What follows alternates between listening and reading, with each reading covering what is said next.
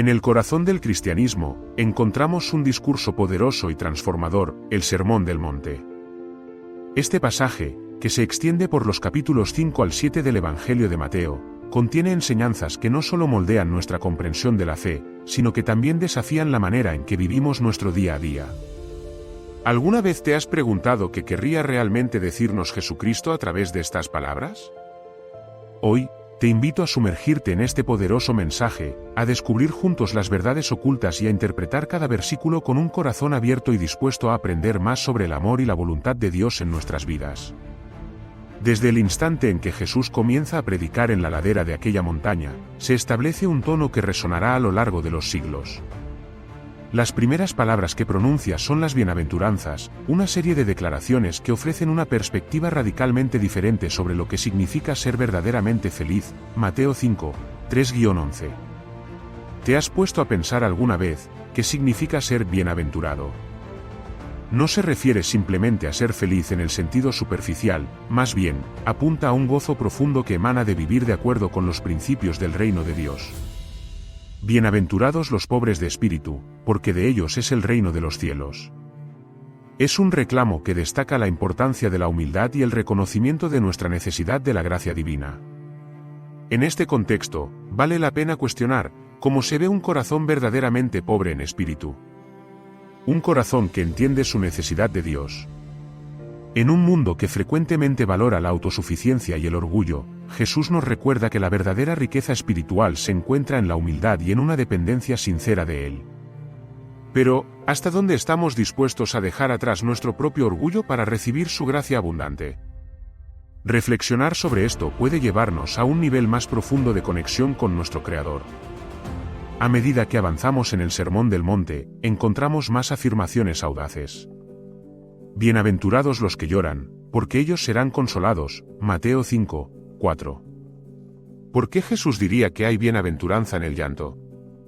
Aquí, se trata de un llanto que proviene del reconocimiento del pecado, del dolor en nuestro mundo roto, y de la acepción ante la injusticia. Aprendemos que el duelo y la tristeza no son señales de debilidad, más bien, son pasos hacia la sanación. A través del arrepentimiento y la búsqueda del consuelo de Dios, encontramos un camino hacia la restauración y el propósito. Un aspecto fascinante del Sermón del Monte es cómo Jesús redefine la ley y las expectativas del comportamiento. Por ejemplo, en Mateo 5, 21-22, habla sobre el asesinato. Pero no solo se detiene en el acto físico del crimen, va más allá y aborda el problema del odio en el corazón. Jesús dice: cualquiera que esté airado contra su hermano, será culpable ante el tribunal. Esto nos lleva a cuestionar nuestras actitudes y emociones más internas, desafiándonos a ir más allá de la mera apariencia exterior de justicia. ¿Te has encontrado alguna vez enojado o resentido? Es un sentimiento natural, pero aquí, Jesús nos invita a mirar más allá, a examinar lo que realmente hay en nuestro corazón. La verdad es que cualquier emoción negativa puede convertirse en un obstáculo en nuestra relación con Dios y con los demás. Este es un llamado a la reconciliación, a buscar la paz y a desarrollar corazones llenos de amor. Uno de los pasajes más impactantes dentro de esta enseñanza es el que nos habla sobre la importancia de reconciliarnos con nuestros hermanos antes de presentar nuestras ofrendas. Mateo 5, 23-24. Jesús dice que, si sabemos que nuestro hermano tiene algo contra nosotros, debemos dejar nuestra ofrenda y reconciliarnos primero. Esto nos desafía a ver nuestra adoración a Dios como algo intrínsecamente ligado a nuestras relaciones con los demás. En otras palabras, no podemos amar a Dios de manera plena si no amamos a nuestros prójimos. Luego, en este viaje interpretativo, encontramos el famoso llamado a no resistir al malo, Mateo 5:39. Jesús dice: a cualquiera que te hiera en la mejilla derecha, vuélvele también la otra. Este pasaje ha sido objeto de mucha discusión y reflexión. ¿Significa esto que debemos permitir que otros abusen de nosotros? No necesariamente. Más bien, Jesús nos está enseñando sobre la trascendencia del amor y el perdón. Al no responder al mal con mal, invitamos a una cultura de paz, donde Dios puede operar y traer sanidad tanto en nuestras vidas como en la de aquellos que nos rodean. Y mientras seguimos avanzando, llegamos a uno de los múltiples giros sorprendentes que este sermón ofrece. Amad a vuestros enemigos y orad por los que os persiguen, Mateo 5:44. ¿Qué hay detrás de esta enseñanza? Amarnos unos a otros es un mandato claro, pero amar a nuestros enemigos puede parecer una tarea insuperable. Este acto de amor es una demostración tangible de la gracia de Dios en acción. Cuando decidimos orar por aquellos que nos han hecho daño, comenzamos a liberar nuestro propio corazón de la amargura y la ira, y nos alineamos más plenamente con el corazón de Cristo. Este mensaje radical no se detiene ahí. En el capítulo 6, encontramos otro aspecto fascinante. Jesús instruye a sus seguidores sobre cómo orar y no solo admonestándonos a hacerlo, sino también a hacerlo desde el corazón y con humildad. El Padre Nuestro, que encontramos en Mateo 6, 9-13, se transforma en el modelo perfecto de oración. Padre nuestro que estás en los cielos, santificado sea tu nombre. La oración no es solo una lista de peticiones, sino una relación íntima con nuestro Padre Celestial, un ejercicio de reverencia y conexión. ¿Qué significa para nosotros orar venga a tu reino? ¿Estás abierto a que el reino de Dios se manifieste en tu vida y en tu entorno? Este llamado a la oración no solo transforma nuestro enfoque hacia Dios, sino que también nos señala el camino hacia la acción. La enseñanza continúa desafiándonos a no amontonar tesoros en la tierra, sino a buscar un tesoro eterno, Mateo 6, 19-21. Este sentido de prioridad es crucial en el contexto de nuestras vidas modernas, donde a menudo podemos ver el éxito y el reconocimiento como objetivos principales. Aquí, la palabra de Cristo nos recuerda que lo que realmente importa es almacenar tesoros en el cielo, que son eternos. ¿Qué estás buscando en tu vida? ¿Estás más enamorado de las cosas temporales que de las eternas? Cada elección que hacemos se convierte en un reflejo de nuestras verdaderas prioridades. En medio de esta rica enseñanza, hay un versículo que a menudo se cita: donde esté tu tesoro, allí estará también tu corazón, Mateo 6:21. Este llamamiento nos invita a evaluar no solo nuestras acciones, sino también nuestras motivaciones. ¿Qué mueve tu corazón? ¿Es el deseo de servir, de amar, o algún interés personal? Esto nos plantea una pregunta importante: ¿estamos buscando el reino de Dios en primer lugar, o estamos permitiendo que las distracciones del mundo nos alejen de su propósito? Al continuar explorando el Sermón del Monte, Jesús comparte sabiduría sobre el juicio y la humildad. En Mateo 7, 1-5, se nos insta a no juzgar para no ser juzgados. Esto no implica que debamos ignorar el pecado, sino que nos llama a examinar primero nuestros propios corazones antes de señalar el de otros. ¿Cómo podemos ser un reflejo del amor de Cristo si no manejamos nuestros propios fallos con gracia? Mientras te invito a retroceder y observar cómo estos conceptos se entrelazan, es fácil reconocer que cada instrucción de Cristo nos lleva a un nivel más profundo de conexión y reflexión. Desde las bienaventuranzas hasta la instrucción sobre el amor y la oración, hay un hilo conductor. La verdadera esencia del Sermón del Monte se encuentra en la vida transformada por la gracia de Dios. Esto nos impulsa a vivir no solo para nosotros mismos, sino para impactar al mundo con el amor y la luz de Cristo. Una de las preguntas que surge naturalmente es: ¿cómo podemos aplicar estas verdades en nuestra vida diaria? Cuando llevamos estas enseñanzas a nuestro entorno, comenzamos a detectar cómo podemos vivir de manera diferente en un mundo que carece de amor y compasión. La historia no termina aquí. La instrucción de Jesús en el Sermón del Monte nos desafía a ser agentes de cambio, a reflejar su luz y amor en cada interacción y en cada circunstancia. ¿Te preguntas cómo podría cambiar tu vida y la de otros si decidieras tomar en serio esas enseñanzas? Incluso cuando pensamos en cómo concluir esta reflexión, es claro que el Sermón del Monte es tanto un reto como una promesa. Nos llama a un nivel de compromiso y entrega que solo puede ser sostenido por la gracia de Dios. Al vivir estos principios, no solo nos acercamos más a Dios, sino que lo hacemos accesible a los que nos rodean. Ahora, hemos llegado a un punto de reflexión enriquecedor y transformador.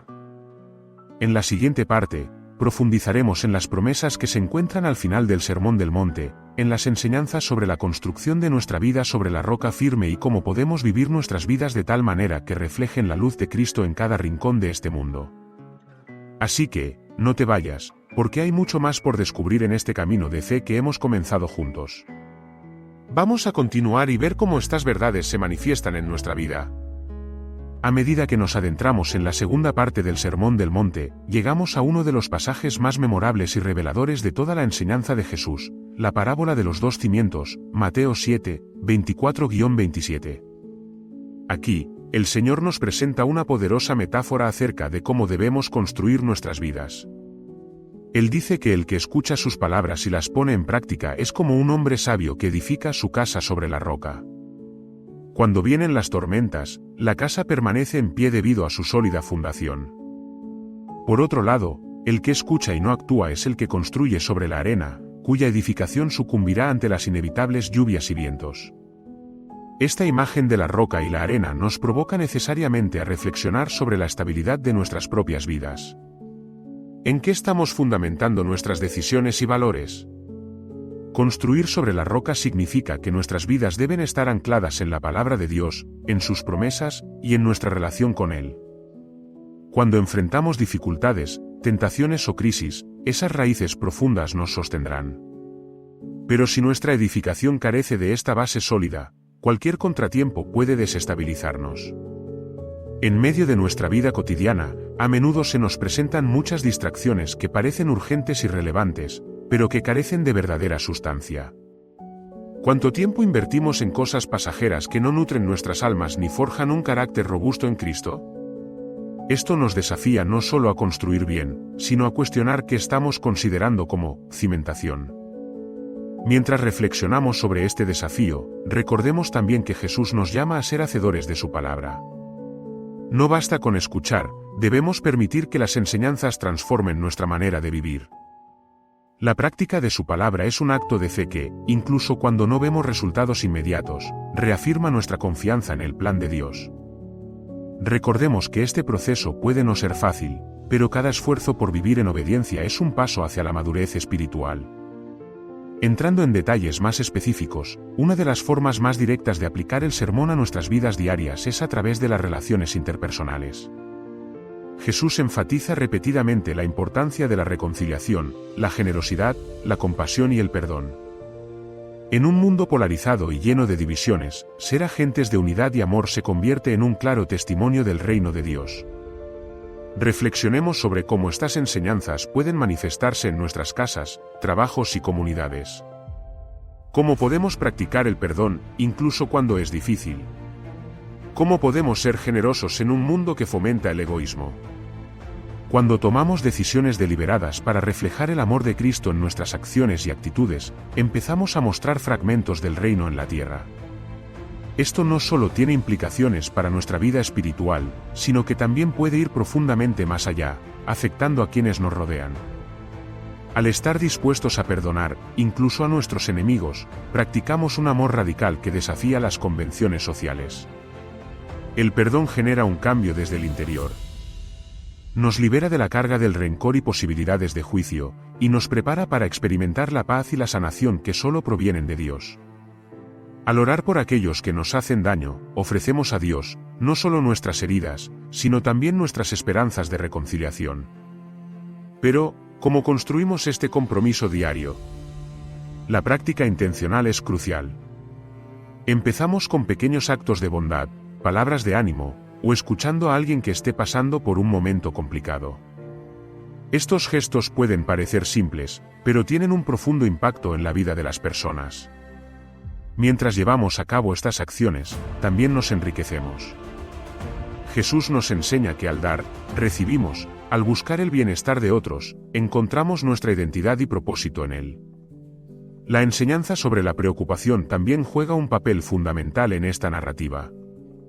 En Mateo 6, 25-34, Jesús nos exhorta a no preocuparnos por nuestras vidas, qué comeremos, qué vestiremos. Aquí, Él aclara que debemos centrarnos en buscar primero el reino de Dios y su justicia, y todas las otras cosas se nos añadirán. Esto no significa que debemos ser irresponsables con las cosas materiales, sino que implica una entrega y confianza radical en la providencia de Dios. Con cada paso en esta jornada de fe, reconozcamos cómo estas enseñanzas nos llevan a una vida de dependencia de Dios. En un mundo lleno de incertidumbres, el temor se convierte en un obstáculo que nos aleja de la paz que Cristo nos ofrece. Sin embargo, como Jesús nos recuerda, Hay un camino hacia la paz cuando ponemos nuestra fe en Él y no en nuestras circunstancias. Ahora, considera cómo esta búsqueda del reino puede manifestarse en tu día a día. Puede expresarse a través de decisiones conscientes de vivir con integridad, incluso cuando es incómodo. Puede lucir como un acto de sacrificio personal por el bienestar de otros. A través de cada una de estas decisiones, comenzamos a edificar el reino de Dios en nuestro entorno cotidiano.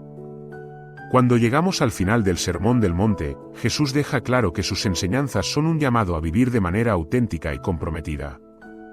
En el versículo 28, se nos dice que al terminar su enseñanza, la multitud estaba asombrada de su doctrina, porque les enseñaba como quien tiene autoridad y no como los escribas. Esto nos brinda una poderosa lección: la autoridad que viene de Dios no es solo en las palabras, sino en la vida misma que se vive conforme a ellas. La verdadera transformación se evidencia no solo en nuestro conocimiento, sino en cómo nuestras vidas reflejan el carácter de Cristo. Un cristiano que vive bajo la autoridad del Sermón del Monte es un faro de luz en medio de la oscuridad. Cada vez que elegimos actuar según estos principios, nos convertimos en testigos de la verdad de Dios. Por tanto, al considerar lo que hemos aprendido, cada uno de nosotros debe preguntarse: ¿cómo estamos respondiendo al llamado de Jesús? ¿Estamos simplemente escuchando o estamos listos para aplicar su palabra? Buscar la aplicación de estas enseñanzas puede ser un viaje de por vida.